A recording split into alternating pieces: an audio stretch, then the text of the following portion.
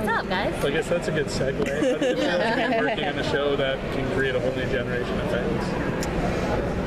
Pretty amazing. It is amazing, but I think for both of us, it's not just a new generation of fans.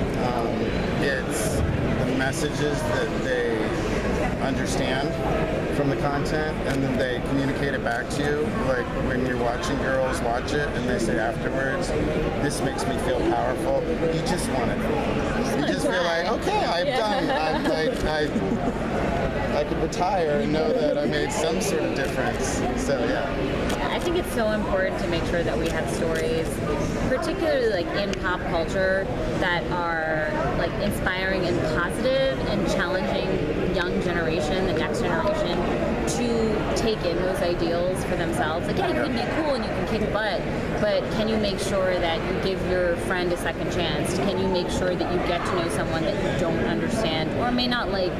That's the stuff that we need to start integrating over the kicking of the butts, which we do really well, but we also love really well, and that's a really big message for the show. Being the best version of yourself, understanding people who are not like you, being a good friend came across a lot. You know, we heard things like, "I want Kamala to be my friend because I want a friend who's like that, who really understands and is not judgmental and who will help me be the best version of myself." Like, who has a really cool dog. Yeah, Lockjaw's very popular. I have two follow-up questions, sort of. I'm also including this so you guys know it's part of a library edition book about geek heroines. So that's really the reason I'm my here. wheelhouse. Come to the Women of Marvel panel tomorrow. Yeah. I was going to, but my son is interviewing writers. So my 9-year-old is interviewing some Scholastic writers. Will it stream or something? Yeah, it'll stream. Yeah, we'll have it all recorded. Okay. So, yeah. So the first one is, how do you think that Marvel Rising furthers, your vision of Kamala being about cultivating your own power? And particularly, I love her relationship with America that's coming up in the cartoon, and how she's like the adult mentor of all of these kids in comparison to the comic. How do you think that's sort of adding and furthering your vision of Kamala? Are you talking about Captain Marvel versus America, or? Was it America? Oh, no, I think what she's talking about is like she takes charge. Oh, that one. Yeah. She seems very tenuous at the beginning, but by the end she's like, "Guys, we got to do this." Yeah. So, well, I gotta say, like, when we were drafting, like, what the message of Marvel Rising was, we also realized, like, the center points of the story was going to be Doreen and Kamala, because their friendship is so reflective of what I think a lot of, like, young friendships are, but also so endearing and so true. And of course, like, an extension of, their journey is very much an extension of Kamala's own journey about, like, her struggle to kind of figure out who she is, her identity struggle, to try to stop comparing herself to these ideals that look nothing like her, nor should they.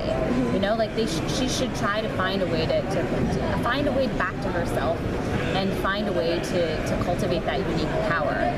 That's really what her story was about, and I think it really is reflected in all the other heroes, because you look at them and they're all sort of strange, right? They don't have the shiny, pretty, high-tech powers that an Iron Man or Captain America or even Captain Marvel has. They've got, brown stretchy skin and a bushy tail, right? Like, what is that? Like, who's going to take them seriously? And that the story is about them taking themselves seriously first and embracing those powers and realizing you get stronger when you actually realize that, your power might be different, but it's yours and it's amazing, and if you grow it, you grow it together, you will only go and do great things. I have one other sort of follow-up to that. How did you choose to bring some of the characters in? Like, I love seeing America in this show for young queer kids. What were the conversations behind creating the team as a whole? Well, you say this best, but we always believe that the Marvel Universe is about relatable characters who live in the real world, the world outside your window, and that includes all kinds of people. That being said, obviously we had an intent that it would be nice to have diversity of variety kind kinds of diversity in the program, but we didn't want to be prescriptive. We didn't want to check boxes. We had lots of conversations with girls and moms. We had a set of characters that we knew were resonating in publishing, and we started with that.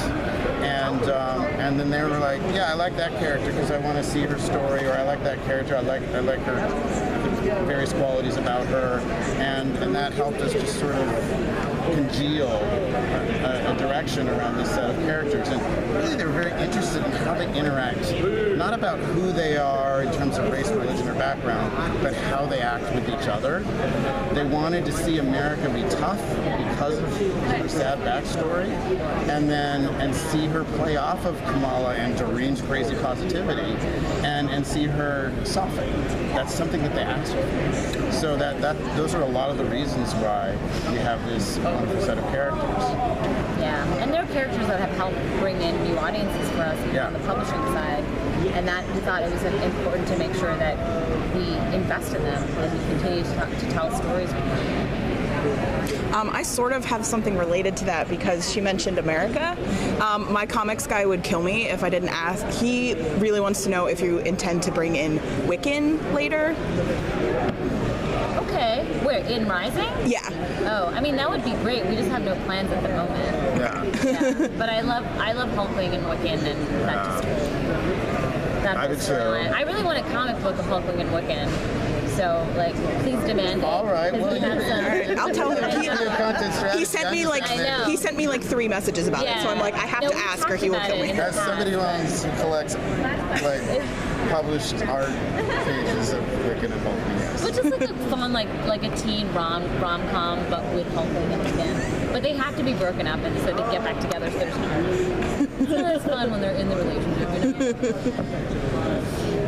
I did have a quick question about the animation studio that you're working with. I noticed that the expressions are way more, like, they're really fluid, and there's a lot more, like, in-between animation. Is there, like, a new studio that you're working with, or, like, new artists or anything? It's a combination of a lot of things. There's a studio in Japan called Answer Studios. But no, the direction that you're talking about with more expressive faces was something that the audience was asking for, as opposed to what we normally do more for a boy audience. And all the boys love this, I've shown it to a lot of boys, but girls especially wanted to see the emotion and even push it further, and pretty hair even. But they wanted the expressiveness to come across. The happiness, the sadness, the confidence, the positivity, the humor, they want to push that more. It's really more about emotional relationships that connect them to the stories and characters, which Marvel does very well all the time, but they wanted more of it. Yeah, I definitely noticed like a really good difference this time.